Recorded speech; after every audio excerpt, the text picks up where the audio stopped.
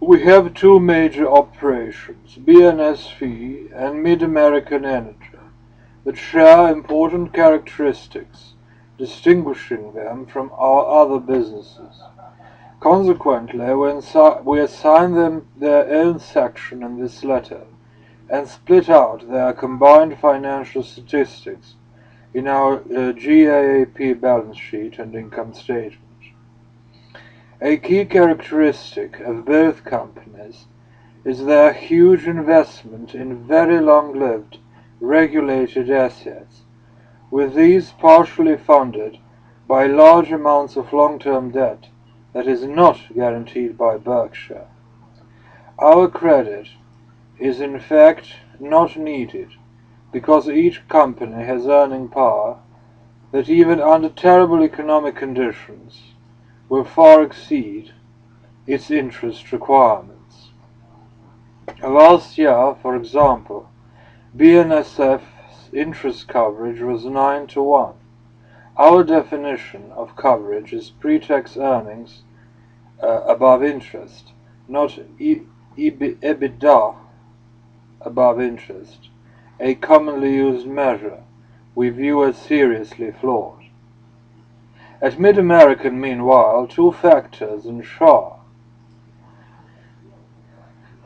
the company's ability to service its debt under all circumstances. The first is common to all utilities, recession-resistant earnings, which result from these companies exclusively offering an essential service.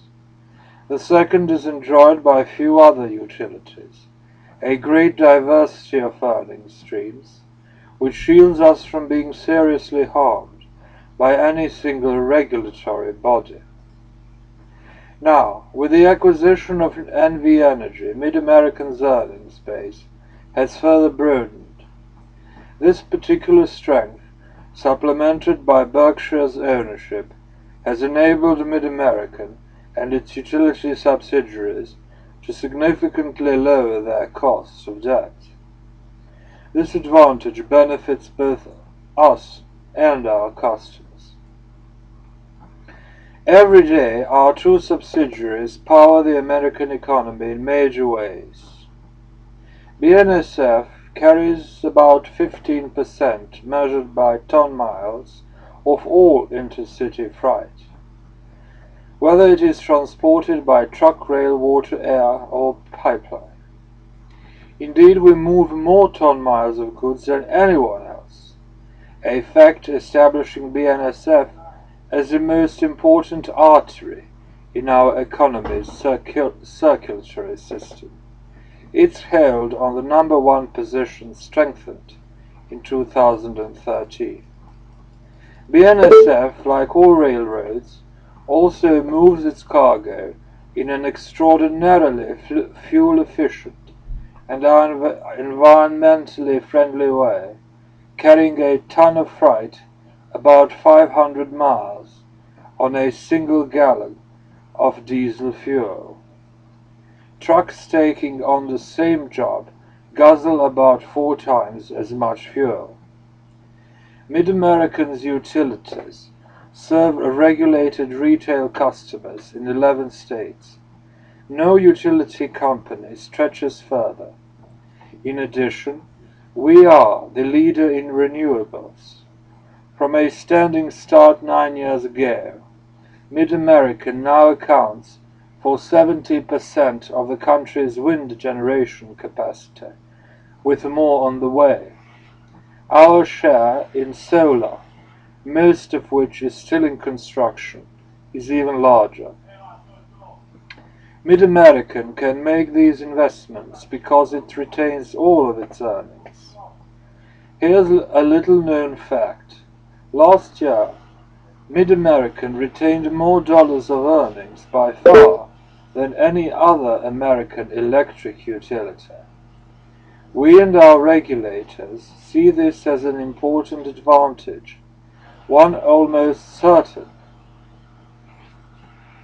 to exist 5, 10, and 20 years from now.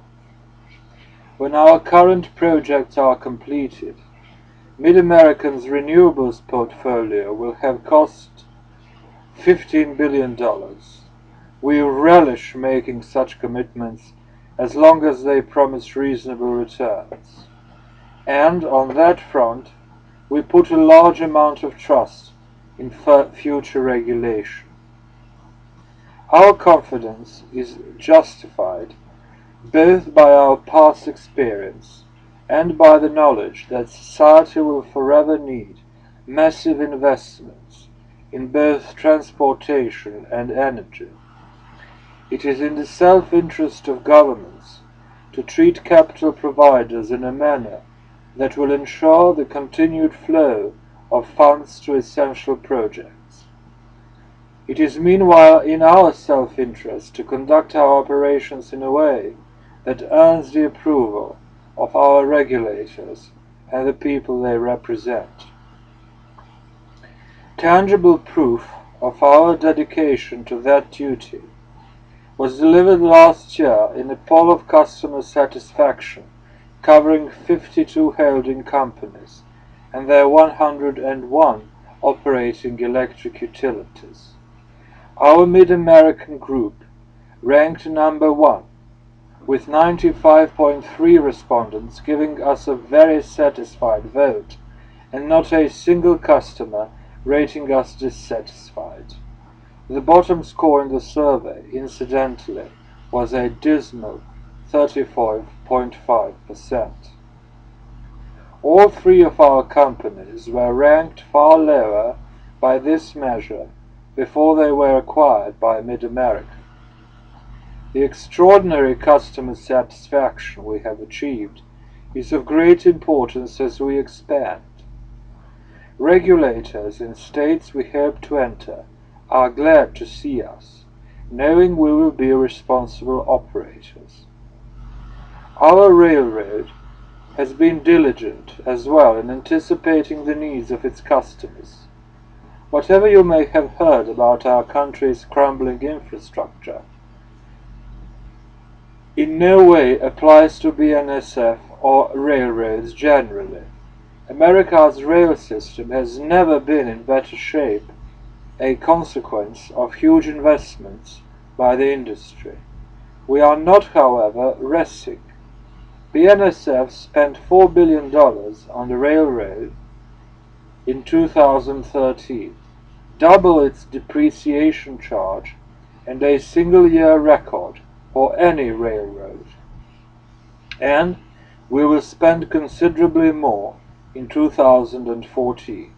Like Noah, who foresaw early on the need for dependable transportation, we know it's our job to plan ahead.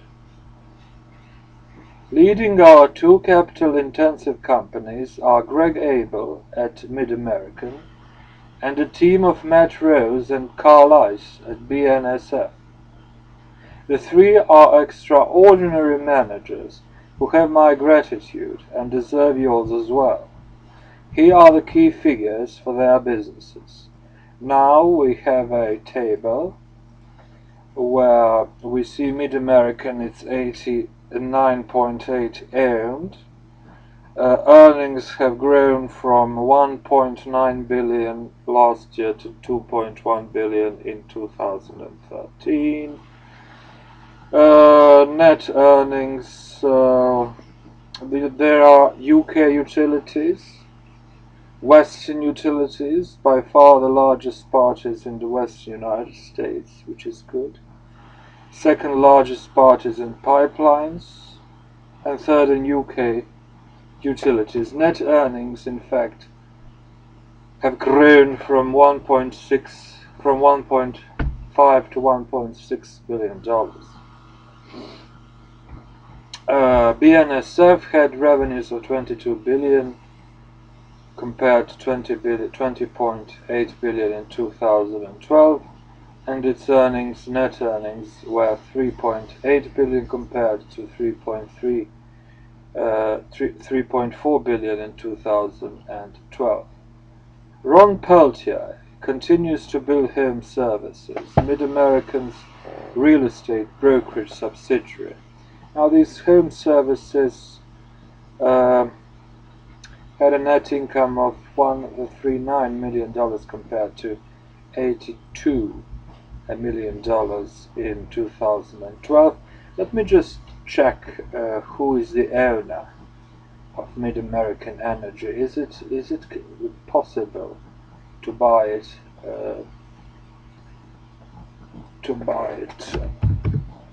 on the stock exchange? Mid-American Energy Company. It's a private company. Yeah.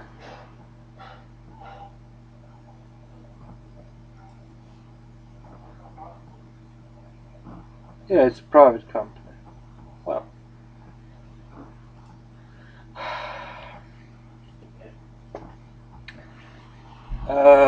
last year his operation made 4 acquisitions, the most significant being Fox and Roach, a Philadelphia-based company that is the largest single-market realtor in the country.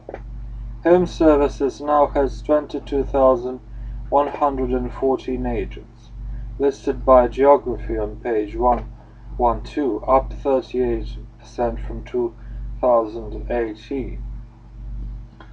Home Services also owns 67% of the Prudential and Real Living franchise operations, which are in the process of rebranding their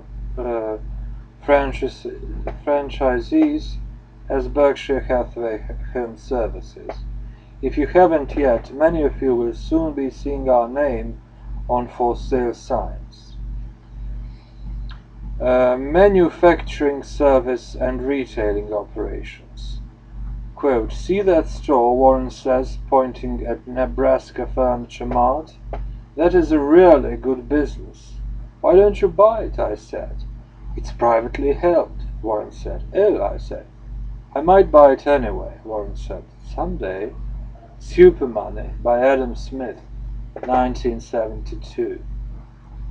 Our activities in this part of Berkshire cover the waterfront. Let's look though at a summary balance sheet and earnings statement for the entire group. I will look only at the earnings statement. Revenues have grown from 83 billion to 95.3 billion. Net earnings have grown from 3.7 to $4.2 billion. Our income and expense data, conforming to generally accepted accounting principles GAAP, is on page 29. In contrast, the operating expense figures above are non-GAAP and exclude some purchase accounting items, primarily the amortization of certain intangible assets. We present the data in this manner because Charlie and I believe the adjusted numbers more accurately reflect the true economic expenses and profits of the businesses aggregated in the table than do GAAP figures. I won't explain all of the adjustments. Some are tiny and arcane. But serious investors should understand the disparate nature of intangible assets.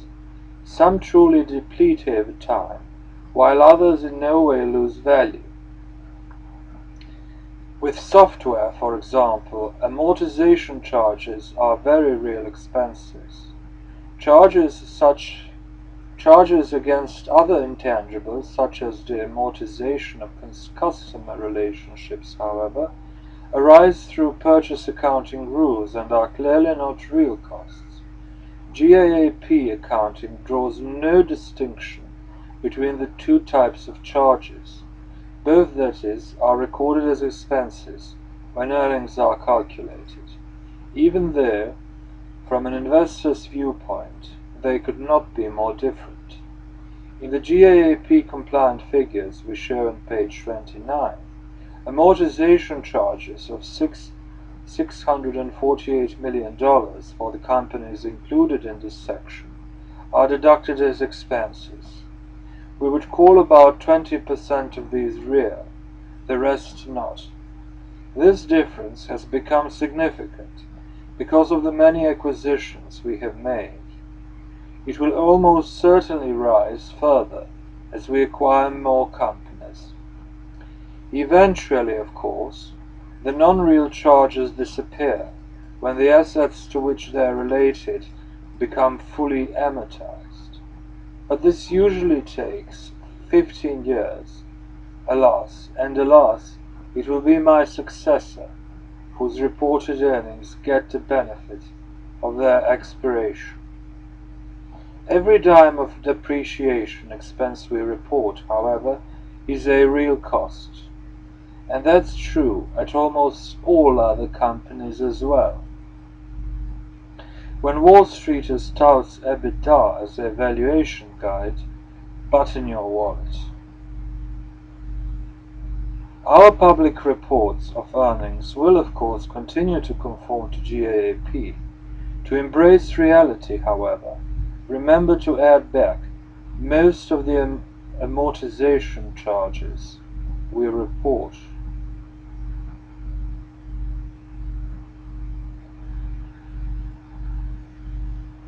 The crowd of companies in this section sells products ranging from lollipops to jet airplanes.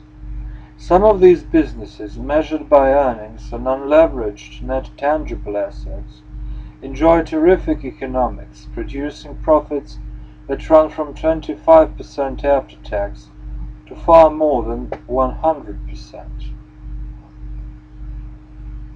Others generate good returns in the area of 12 to 20%. A few, however, have very poor returns, a result of some serious mistakes I made in my job of capital allocation. I was not misled. I simply was wrong in my evaluation of the economic dynamics of the company or the industry in which it operated.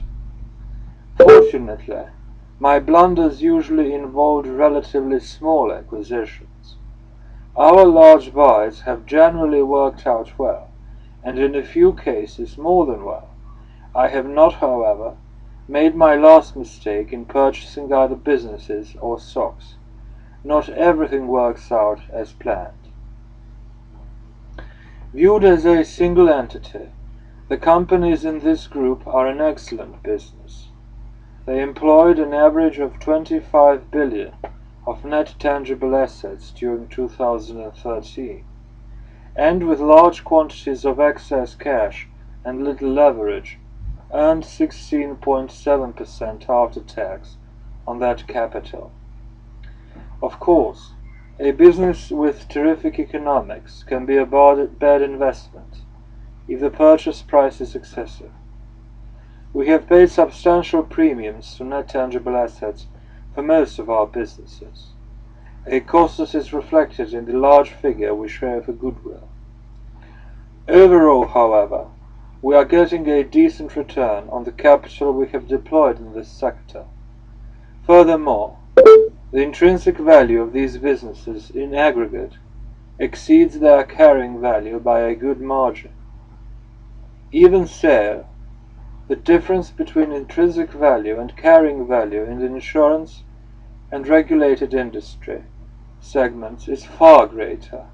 It is there that the truly big winners reside. We have far too many companies in this group to comment on them individually. Moreover, both current and potential competitors read this report. In a few of our businesses we might be disadvantaged if they knew our numbers. So in some of our operations that are not of a size material to an evaluation of Berkshire, we only disclose what is required. You can find a good bit of detail about many of our operations, however, on pages 80 to 84. I can't resist, however, giving you an update on Nebraska Furniture Mart's expansion into Texas. I'm not covering this event because of its economic importance to Berkshire. It takes more than a new store to move the needle on Berkshire's 225 billion equity base. But I've worked now 30 years with the marvelous Blumkin family, who are Russian Jews, and I'm excited about the remarkable store, truly Texas-sized. It is building at the Colony, in the northern part of the Dallas metropolitan area.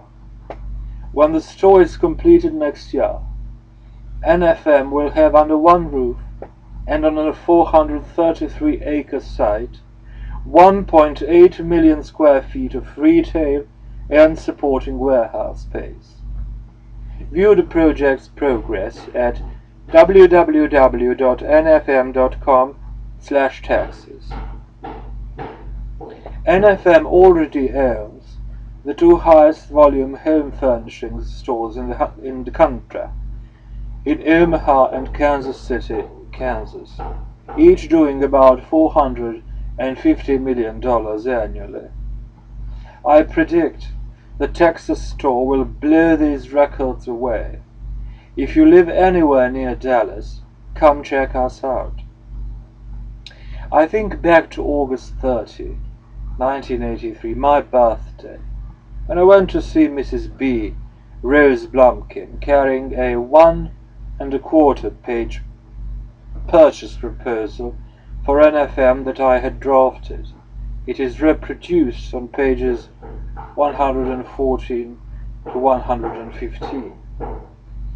Mrs. B accepted my offer without changing a word, and we completed the deal without the involvement of investment bankers or lawyers, an experience that can only be described as heavenly.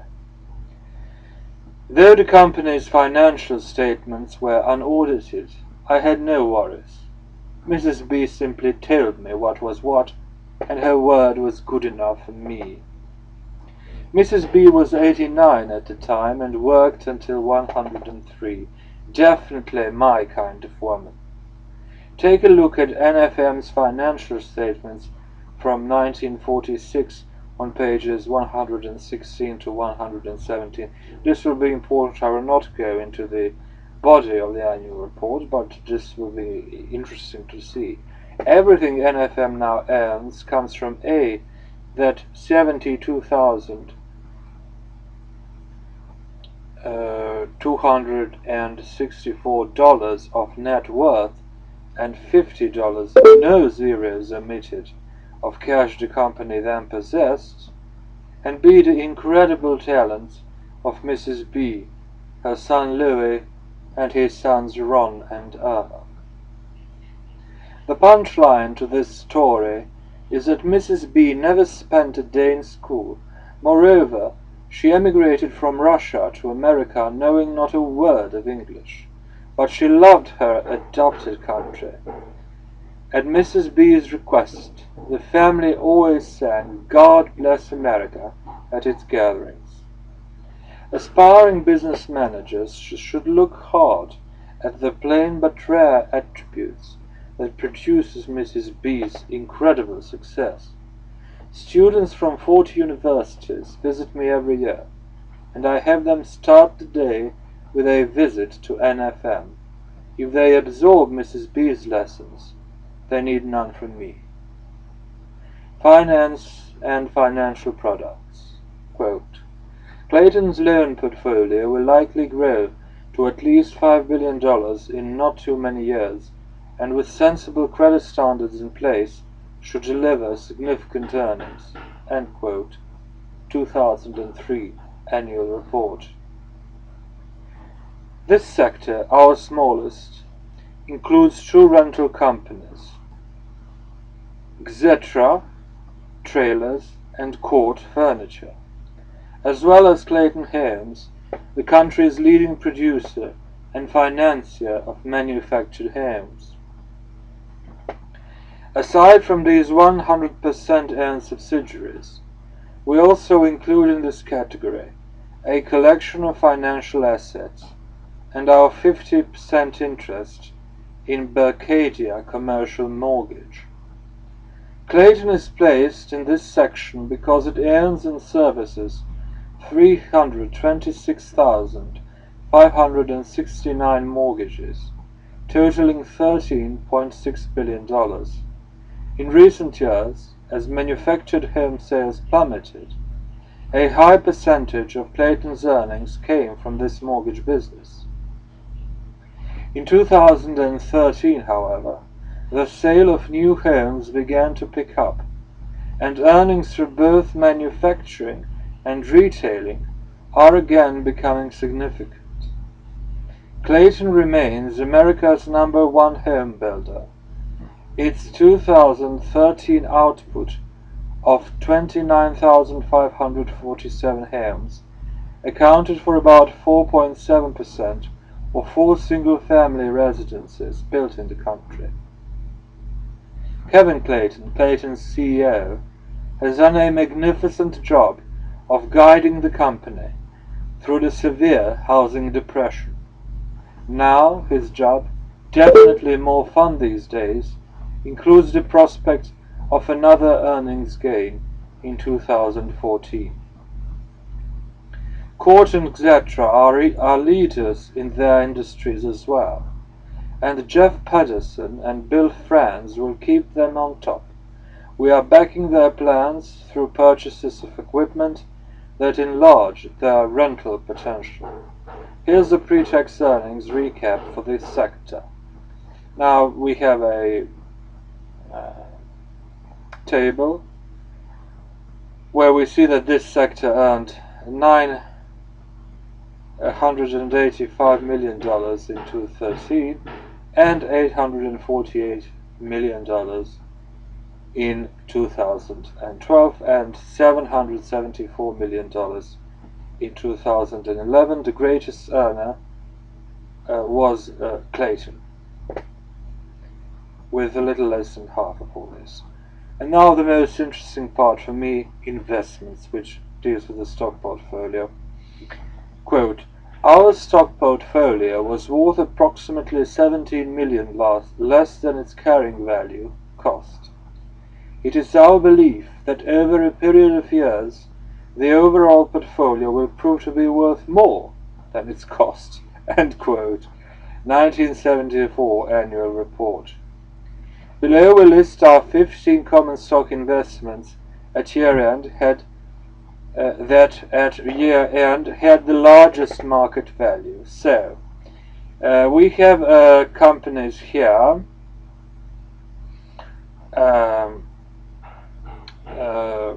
I will read them to you, and I will read the cost of the acquisition of shares and the market values of those shares at the 31st December 2013. So, American Express Company, percentage of company owned is 14.2%. Cost is $1.3 billion, and market value is $13.8 billion. The Coca-Cola Company, Berkshire owns 9.1% of the company. Cost was $1.3 billion. Market value currently, or at the end of last year, $16.5 billion. DirecTV, Berkshire owns 4.2%. Cost was $1 billion. It's now worth $1.5 billion. ExxonMobil Corp, Berkshire owns 0.9% of the company. Cost was $3.7 billion. Market price is $4.2 billion. Goldman Sachs Group, Berkshire owns 2.8%. Cost was $750 million. Market value $2.3 billion. IBM, Berkshire owns 6.3%. Cost was 11.7%. Market value currently $12.8 billion. Moody's Corporation, Berkshire owns 11.5%. Cost was $248 million. Currently it's worth $2 billion. Munich Re, Berkshire owns 11.2%. Cost was $3 billion. Its market value $4.4 billion. Phillips 66, Berkshire owns 3.4%. Cost was $336 million.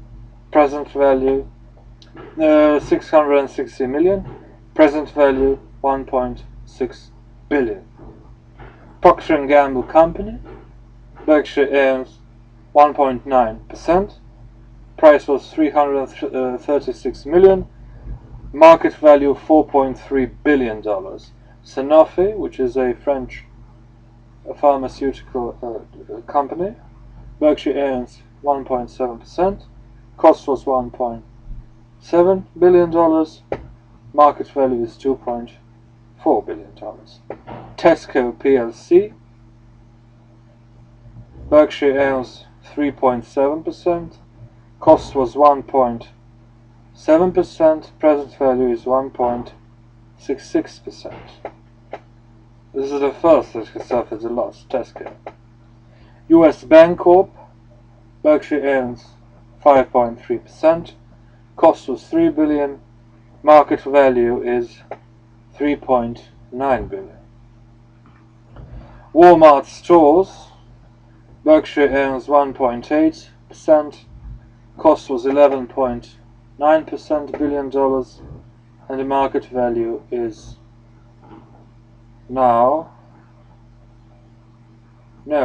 cost for Walmart was $3 billion, and market value now is $4.5 billion. Wells Fargo and Company, Berkshire owns 9.2%. Cost was 11.9%, and Wells Fargo position now market value is $22 billion. Others, 11.3% was expanded. Market value is $20 billion. Total common stocks carried at market is now worth 117 billion, and the cost of that is 56.6 billion. There are two notes to this table. This is our actual purchase price. This is at cost and excludes shares held by Berkshire subsidiary pension funds. Berkshire has one major equity position that is not included in the table. We can buy 700 million shares of Bank of America at any time prior to September 2021 for $5 billion. At year end, these shares were worth $10.9 billion. We are likely to purchase those shares just before expiration of our option. In the meantime, it is important for you to realize that Bank of America is in effect our fifth largest equity investment and one we value highly. In addition to our equity holdings, we also invest substantial sums in bonds. Usually we've done well in these, but not always. Most of you have never heard of Energy Future Holdings. Consider yourselves lucky. I certainly wish I hadn't. The company was formed in 2007 to effect a giant leveraged buyout of electric utility assets in Texas. The equity owners put up $8 billion and borrowed a massive amount in addition. About $2 billion of the debt was purchased by Berkshire, pursuant to a decision I made without consulting Charlie. That was a big mistake. Unless natural gas prices soar, EFH will almost certainly file for bankruptcy in 2014. Last year we sold our holdings for $259 million. While owning the bonds, we received $837 million in cash interest. Overall, therefore, we suffered a pre-tax loss of $873 million. Next time I will call Charlie. A few of our subsidiaries, primarily electric and gas utilities, use derivatives in their operations. Otherwise, we have not entered into any derivative contracts for some years, and our existing positions continue to run off. The contracts that have expired have delivered large profits as well as several $billion of medium-term float. Though there are no guarantees, we expect a similar result from those remaining on our books. Some thoughts about investing. Quote, "Investment is most intelligent when it is most businesslike." The Intelligent Investor by Benjamin Graham. It is fitting to have a Ben Graham quote open this discussion because I owe so much of what I know about investing to him. I will talk more about Ben a bit later, and I will even sooner talk about common stocks. But let me first tell you about two small, non-stock investments that I made long ago. Though neither changed my net worth by much, they are instructive. This tale begins in Nebraska. From 1973 to 1981, the Midwest experienced an explosion in farm prices, caused by a widespread belief that runaway inflation was coming and fueled by the lending policies of small rural banks. Then the bubble burst, bringing price declines of 50% or more that devastated both leveraged farmers and their lenders. 5 times as many Iowa and Nebraska banks failed in that bubble's aftermath than in our recent Great Recession. In 1986, I purchased a 400-acre farm located 50 miles north of Omaha from the FDIC. It cost me $280,000, considerably less than what a failed bank had lent against the farm a few years earlier. I knew nothing about operating a farm, but I have a son who loves farming, and I learned from him both how many bushels of corn and soybeans the farm would produce and what the operating expenses would be.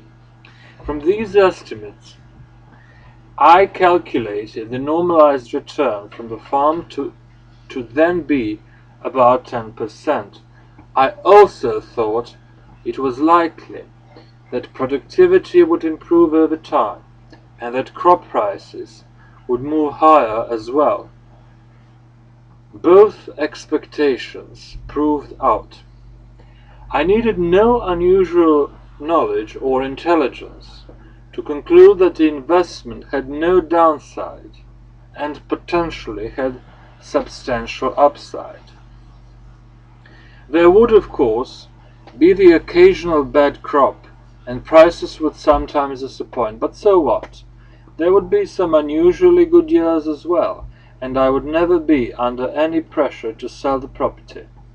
Now, 28 years later, the farm has tripled its earnings and is worth 5 times or more what I paid.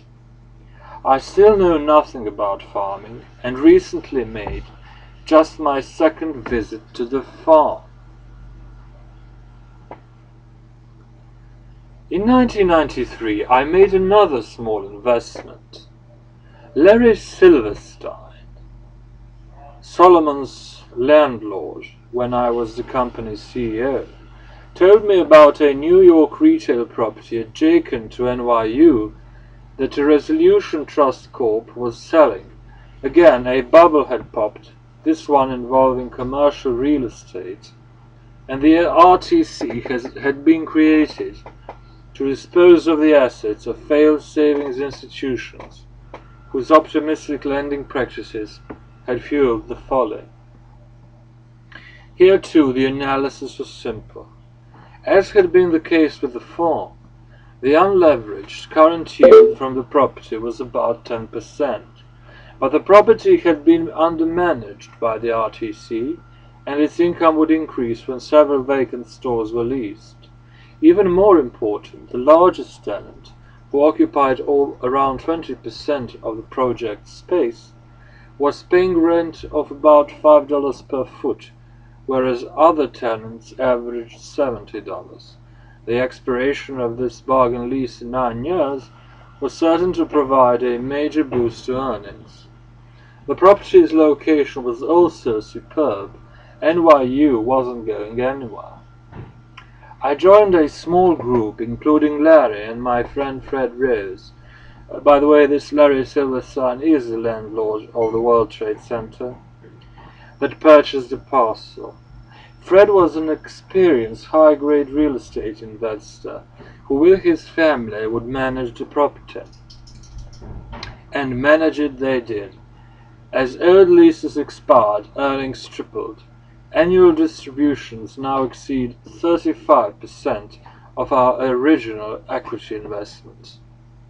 Moreover, our original mortgage was refinanced in 1996 and again in 1999, moves that allowed several special distributions totaling more than 150% of what we had invested. I have yet to view the property. Income from both the farm and the NYU real estate will probably increase in the decades to come. Though the gains won't be dramatic, the two investments will be solid and satisfactory holdings for my lifetime, and subsequently for my children and grandchildren. I tell these tales to illustrate certain fundamentals of investing.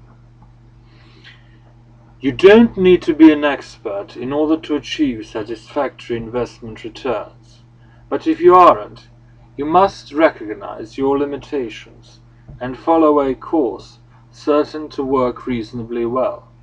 Keep things simple and don't swing for the fences. When promised quick profits, respond with a quick no. Focus on the future productivity of the asset you are considering. If you don't feel comfortable making a rough estimate of the asset's future earnings, just forget it and move on. No one has the ability to evaluate every investment possibility, but omniscience isn't necessary. You only need to understand the actions you undertake. If you indeed focus on the prospective price change of a contemplated purchase, you are speculating. There is nothing improper about that. I know, however, that I am unable to speculate successfully, and I am skeptical of those who claim sustained success at doing so. Half of all coin flippers will win their first toss. None of those winners has an expectation of profit if he continues to play the game. And the fact that a given asset has appreciated in the recent past is never a reason to buy it. With my two small investments, I thought only of what the properties would produce and cared not at all about their daily valuations. Games are won by players who focus on the playing field, not by those whose eyes are glued to the scoreboard. If you can enjoy Saturdays and Sundays without looking at stock prices, give it a try on weekdays. Forming macro opinions or listening to the macro or market predictions of others is a waste of time. Indeed, it is dangerous, because it may blur your vision of the facts that are truly important. When I hear TV commentators glibly opine on what the market will do next, I am reminded of Mickey Mantle's scathing comment. You don't know how easy this game is until you get into that broadcasting booth. My two purchases were made in 1986 and 1993. What the economy, interest rates, or the stock market might do in the years immediately following 1987 and 1994 was of no importance to me in making those investments. I can't remember what the headlines or pundits were saying at the time. Whatever the chatter, corn would keep growing in Nebraska, and students will flock to NYU. There is one major difference between my two small investments and an investment in stocks. Stocks provide you minute-to-minute valuations for your holdings, whereas I have yet to see a quotation for either my farm or the New York real estate. It should be an enormous advantage for investors in stocks to have those wildly fluctuating valuations placed in their holdings. And for some investors it is. After all, if a moody fellow with a farm bordering my property yelled out a price every day to me, at which he would either buy my farm or sell me his, and those prices varied widely over short periods of time depending on his mental state, how in the world could I be other than benefited by his erratic behavior? If his daily shout-out was ridiculously low, and I had some spare cash, I would buy his farm.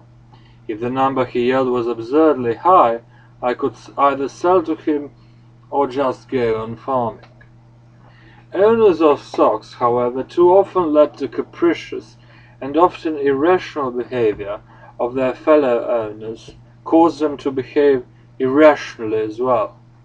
Because there is so much chatter about markets, the economy, interest rates, price behavior of stocks, etc., some investors believe it is important to listen to pundits, and worse yet, important to consider acting upon their comments. Those people who can sit quietly for decades when they own a farm or apartment house too often become frenetic when they are exposed to a stream of stock quotations and accompanying commentators delivering an implied message of "don't just sit there, do something." For these investors, liquidity is transformed from the unqualified benefit it should be to a curse. A quote, flash crash or some other extreme market fluctuation can't hurt an investor any more than an erratic and mouthy neighbor can hurt my farm investment. Indeed, tumbling markets can be helpful to the true investor if he has cash available when prices get far out of line with values. A climate of fear is your friend when investing.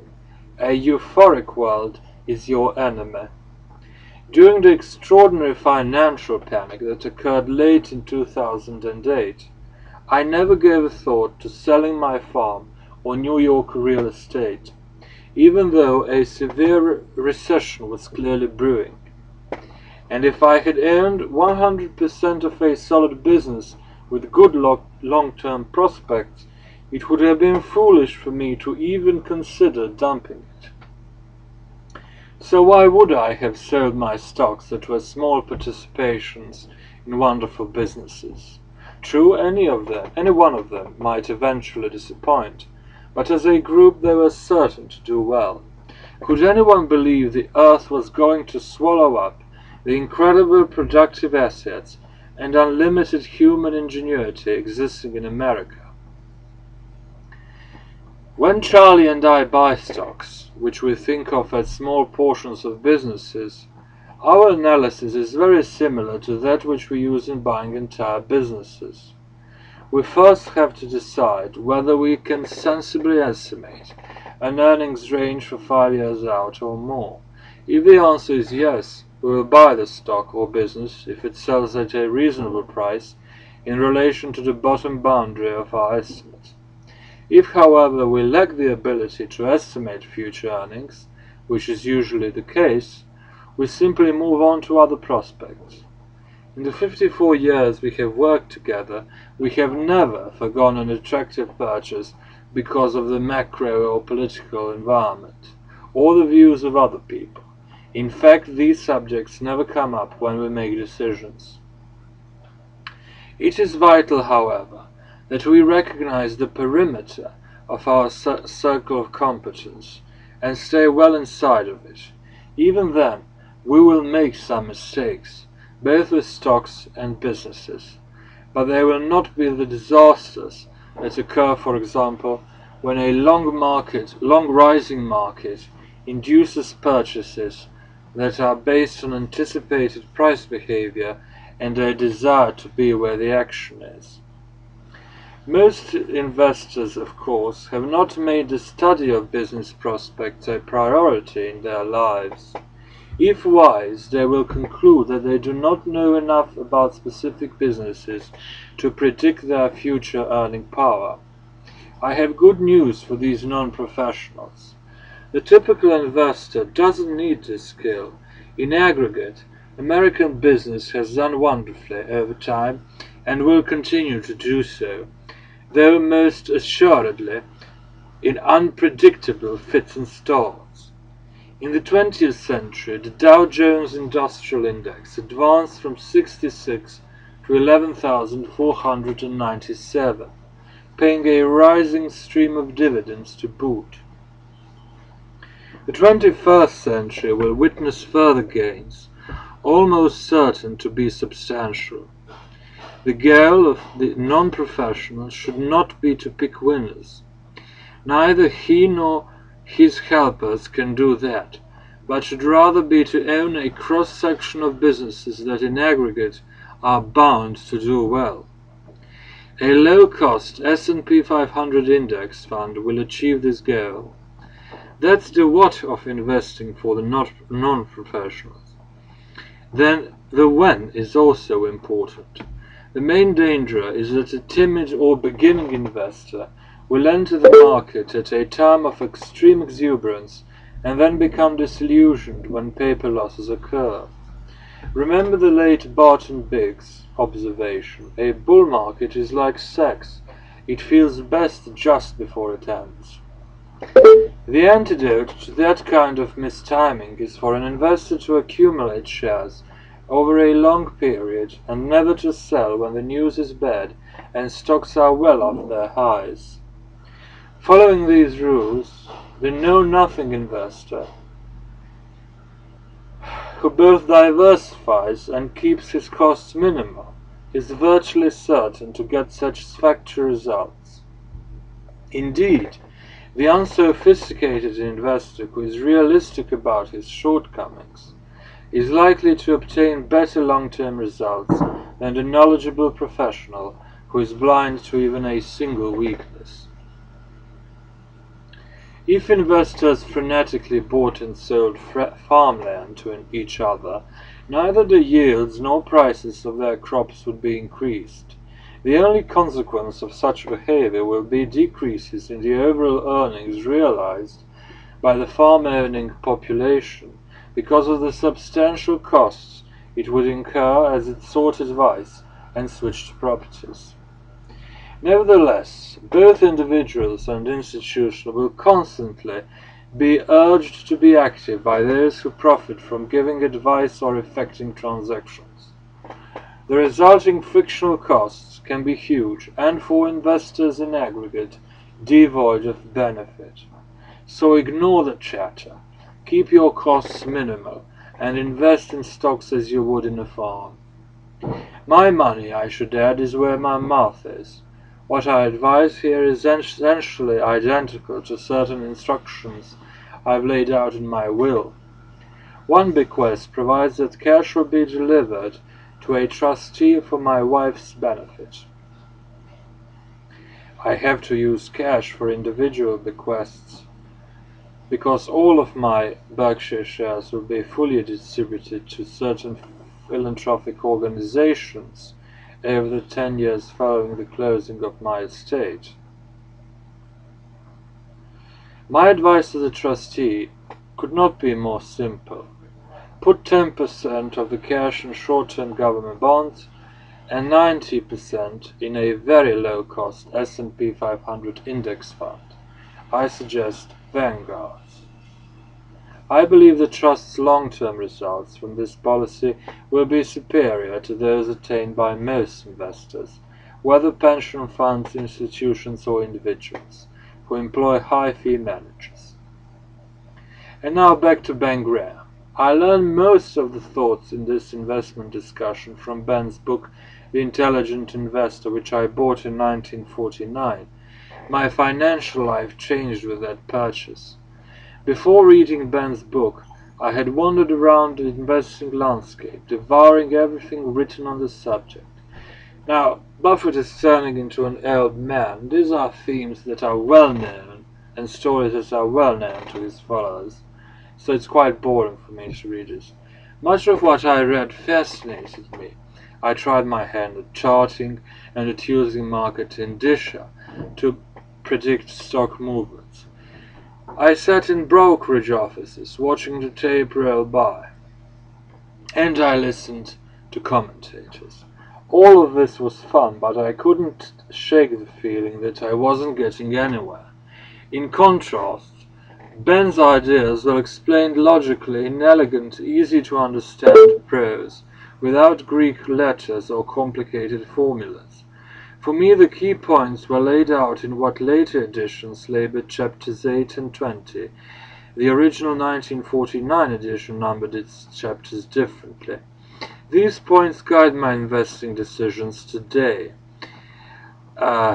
Margin of safety. A couple of interesting sidelights about the book.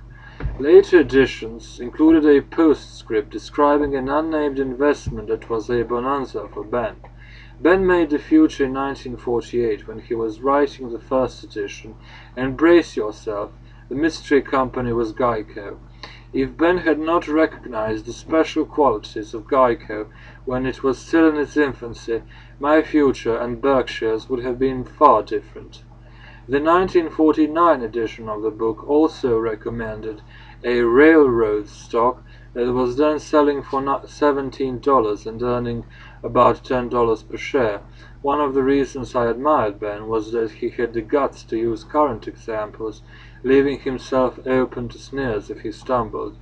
In part, that low valuation resulted from an accounting rule of the time that required the railroad to exclude from its reported earnings the substantial retained earnings of affiliates. The recommended stock was Northern Pacific, and its most important affiliate was Chicago, Burlington, and Quincy.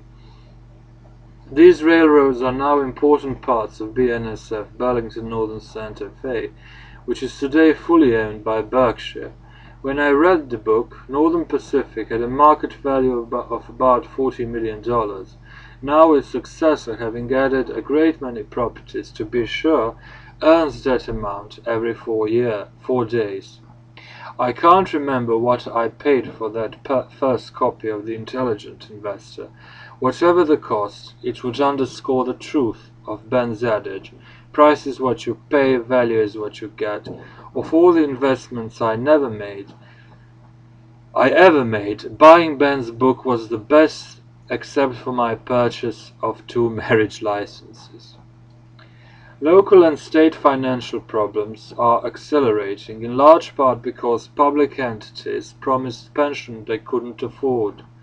Citizens and public officials typically underappreciated the gigantic financial tapeworm that was born when promises were made that conflicted with a willingness to fund them.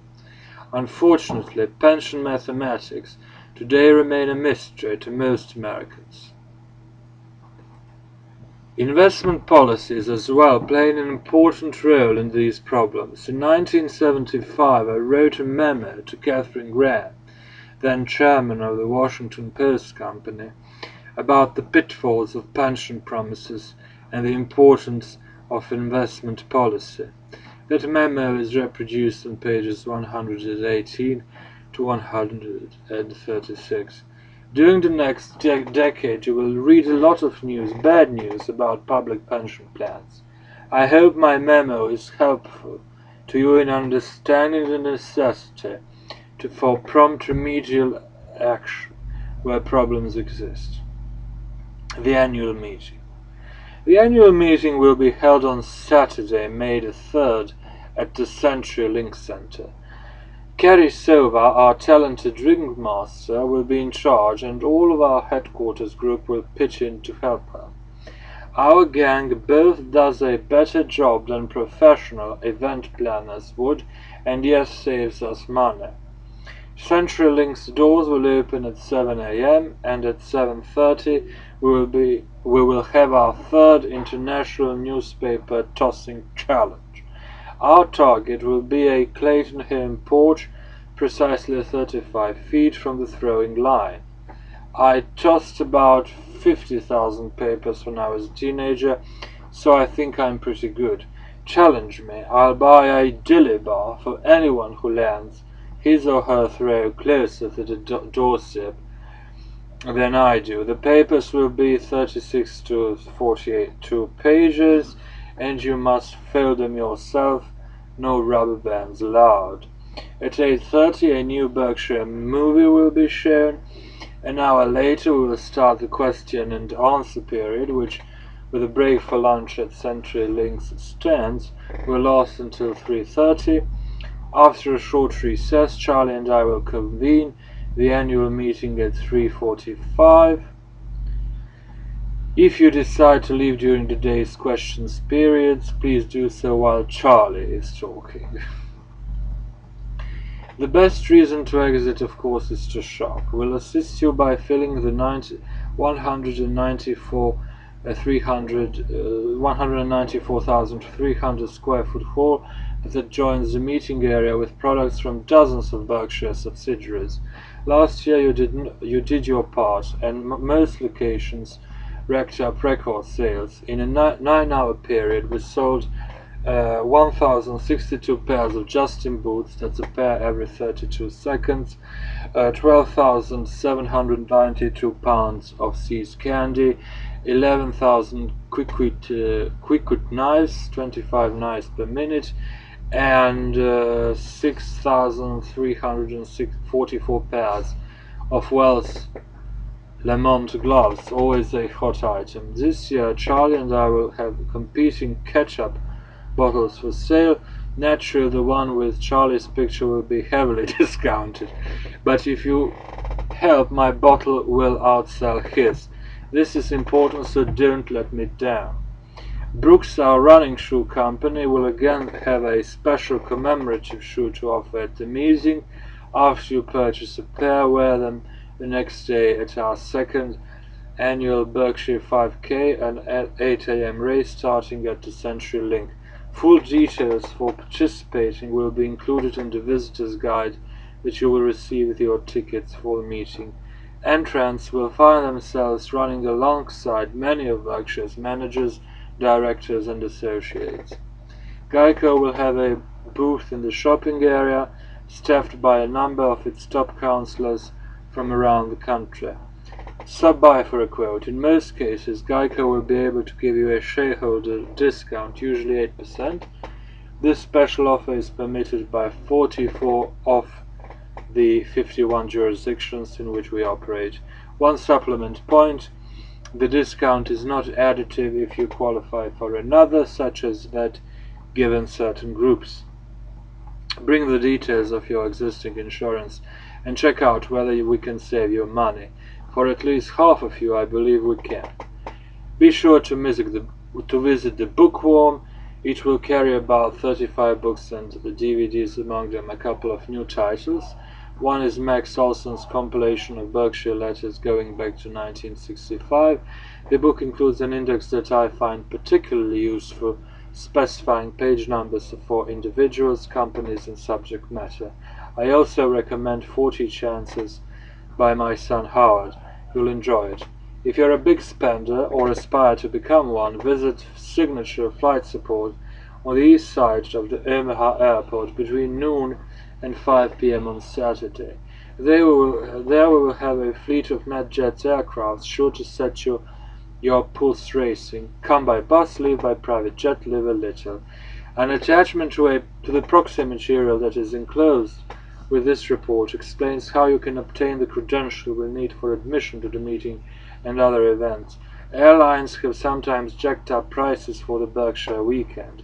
If you are coming from far away, compare the cost of flying to Kansas City versus Omaha.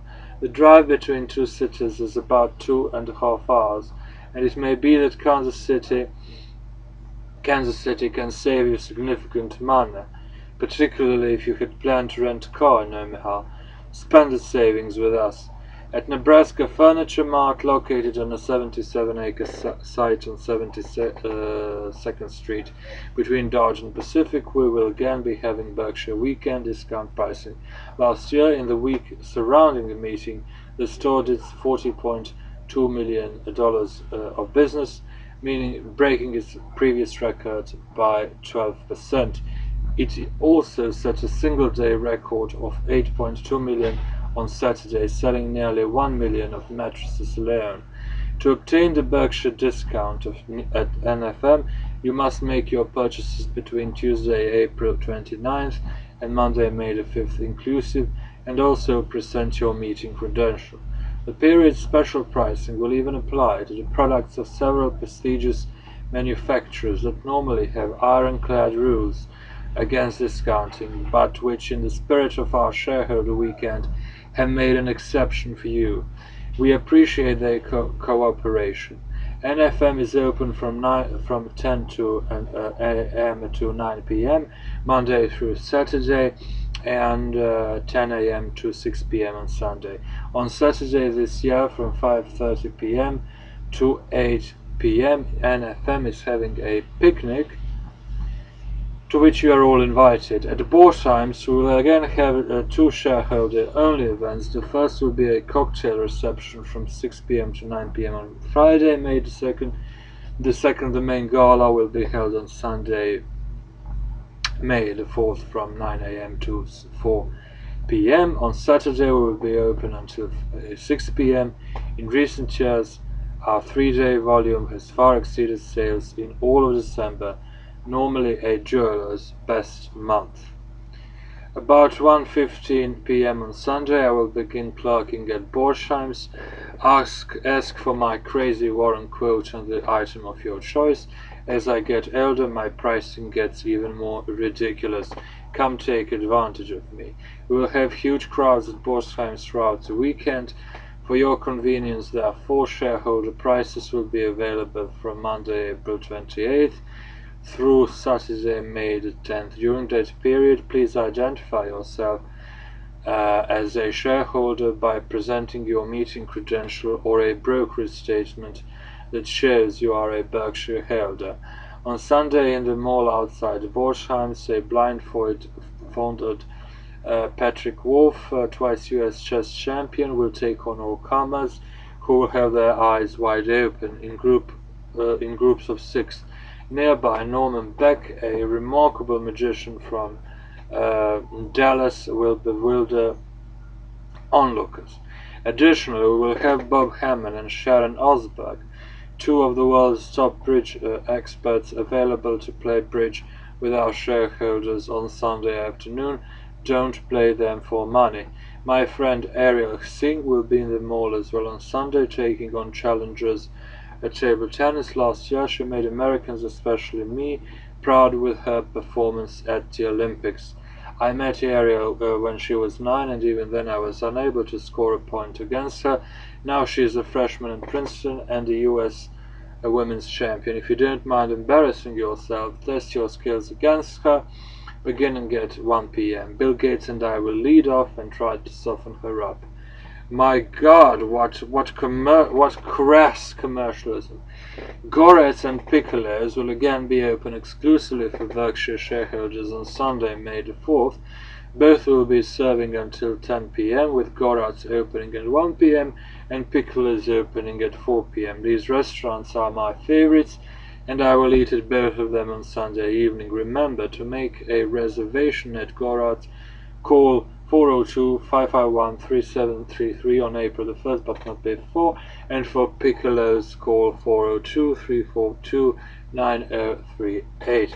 At Piccolo's, order a giant root beer float for dessert. Only sissies get the small.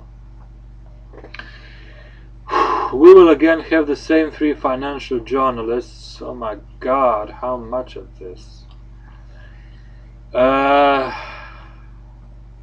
We will again have the same 3 financial journalists lead the question and answer period at the meeting, asking Charlie and me questions that shareholders have submitted to them by email. The journalists and their email addresses are Carol Loomis of Fortune, Becky Quick of CNBC, and Andrew Ross Sorkin of the New York Times. From the questions submitted, each journalist will choose the 6 he or she decides are the most interesting and important. The journalists have told me that your question has the best chance of being selected if you keep it concise, avoid sending it in at the last moment, make it Berkshire related, and include no more than 2 questions in any email you send them. In your email, let the journalist know if you would like your name mentioned if your question is selected. We will also have a panel of 3 analysts who follow Berkshire. This year the insurance specialist will be J. Gerber Barclays. Questions that deal with our non-insurance operations will come from Jonathan Brand of Ruane, Cunliffe and Gorfarb. And we will again have a credentialed bear on Berkshire. We would like to hear from applicants who are short Berkshire. Please include evidence of your position. The 3 analysts will bring their own Berkshire-specific questions and alternate with the journalists and the audience in asking them. Charlie and I believe that all shareholders should have access to new Berkshire information simultaneously and should also have adequate time to analyze it. That's why we try to issue financial information late on Fridays or early on Saturdays, and why our annual meeting is held on Saturdays. We do not talk one-on-one to large institutional investors or analysts, but rather treat all shareholders the same. Our hope is that the journalists and analysts will ask questions that further educate our owners about their investment. Neither Charlie nor I will get so much as a clue about the questions to be asked. We know the journalists and analysts will come up with some tough ones, and that's the way we like it. All told, we expect at least 54 questions, which will allow for 6 from each analyst and journalist and 18 from the audience. If there is some extra time, we will take more from the audience. Audience questionnaires will be determined by drawings that will take place at 8:15 a.m. at each of the 15 microphones located in the arena and main overflow room. For good reason, I regularly extol the accomplishments of our operating managers. They are truly all-stars, who run their businesses as if they were the only assets owned by their families. I believe the mindset of our managers to be as shareholder-oriented as can be found in the universe of large publicly owned companies. Most have no financial need to work. The joy of hitting business home runs means as much to them as their paycheck. Equally important, however, are the 24 men and women who work with me at our corporate office. This group efficiently deals with a multitude of SEC and other regulatory requirements, files a 23,000-page federal income tax return as well as state and foreign returns, responds to countless shareholder and media inquiries, gets out the annual report, prepares for the country's largest annual meeting, coordinates the board's activities, and the list goes on and on. They handle all these business tasks cheerfully and with unbelievable efficiency, making my life easy and pleasant. Their efforts go beyond activities strictly related to Berkshire. Last year, they dealt with the 40 universities selected from 200 applicants who sent students to Omaha for a Q&A day with me. They also handle all kinds of requests that I receive, arrange my travel, and even get me hamburgers and French fries, smothered in ketchup, of course, for lunch. No CEO has it better. I truly do feel like tap dancing to work every day. In closing, I think it's become appropriate to ignore our no pictures policy and let you view our remarkable home office crew. Below is a photo from our Christmas lunch. 2 people couldn't make it. Otherwise, you are looking at all of those who staff Berkshire's headquarters. They are truly miracle workers. There is a picture here showing a group of fat, overweight, middle-aged people, awfully dressed, and the caption reads, "A power lunch, Berkshire style." Buffett has an enormous smile on his face. They are all pretty much smiling, and it's also wonderful. Next year's letter will review our 50 years at Berkshire and speculate a bit about the next 50. In the meantime, come to Omaha on May the 3rd and enjoy our Woodstock for capitalists. February 28, 2014. Warren Edward Buffett, Chairman of the Board.